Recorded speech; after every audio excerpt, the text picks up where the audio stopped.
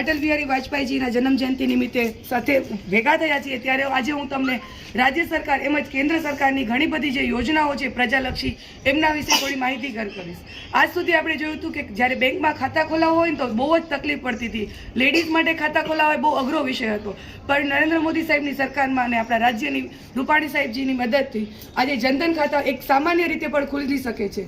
સુકન્યા યોજના, વાલી દીકરી યોજના, જેમાં દીકરીઓનું ભવિષ્ય સુખદ કરવા માટે નરેન્દ્ર સાહેબ મોદીએ એમને 1,10,000ની સહાય મળે અને જે બેંકમાં ખાતા ખુલે છે દીકરીઓ માટે એમાં જે વ્યાજ મળે છે એ ચક્રવૃત્તિ વ્યાજ મળે છે અને એ ટેક્સમાંથી પણ બાદ મળે છે। રોડ, રસ્તા, પાણી, જ્યાં પાણી નહોતા ત્યાં જ કચ્છ સુધી આપણે જોઈએ તો પાણી પહોંચ્યું છે।